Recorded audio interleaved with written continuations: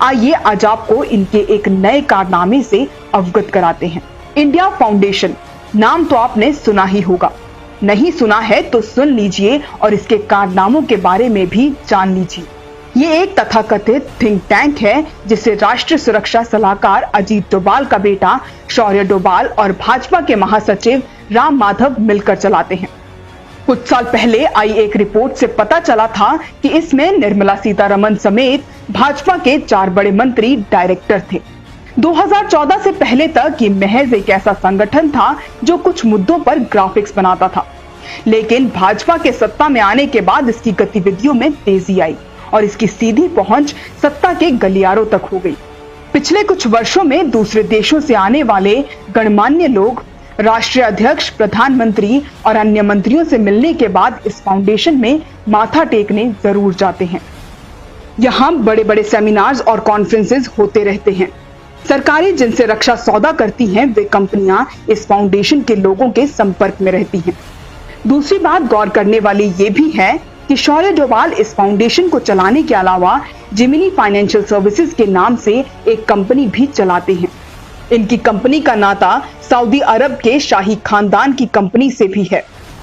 भारत की गरीब जनता को हिंदू मुसलमान परोसकर ये किनके साथ धंधा कर रहे हैं ये आपके सामने है। अब बात करते हैं अजीत डोभाल के दूसरे बेटे विवेक डोभाल की। रिपोर्ट के मुताबिक ये महाशय टैक्स हेवन कैमन आइलैंड में हेज फंड चलाते हैं। वैसे तो टैक्स हेवन में कंपनी खोलने के साथ ही संदिग्धता और नैतिकता का प्रश्न खड़ा हो जाता है, लेकिन यहाँ एक बात और गौर करने वाली है कि विवेक डोभाल की इस कंपनी का पंजीकरण नोटबंदी के 13 दिन बाद यानी 21 नवंबर 2016 को होता है। और आपको ये जानकर हैरत होगी कि नोटबंदी के बाद विदेशी निवेश के तौर पर सबसे अधिक पैसा भारत में कैमन आइलैंड से आया था, जहां डोभाल की कंपनी है। 2017 में कैमन आइलैंड से आने वाले निवेश में 2226% की बढ़ोतरी हुई है। ये कोई छोटी रकम नहीं है। कैमन आइलैंड टैक्स चोरी के गिरोह का अड्डा माना जाता है। ऐसे में विवेक डोभाल का यहाँ पर हेज फंड का कारोबार चलाना कुछ और ही बयां करता है। इतना ही नहीं, विवेक डोभाल का बिजनेस उनके भाई शौर्य के बिजनेस से भी जुड़ा हुआ है। विवेक डोभाल की कंपनी के निदेशक हैं डॉन डब्ल्यू इबैंक और मोहम्मद अल्ताफ मुस्लियान। इबैंक का नाम पैराडाइज पेपर्स में आ चुका है। आपको याद होगा ऐसी कई फर्जी कंपनियों के लाखों दस्तावेज जब लीक हुए थे तो इंडियन एक्सप्रेस ने भारत में पैराडाइज पेपर्स के नाम से छापा था।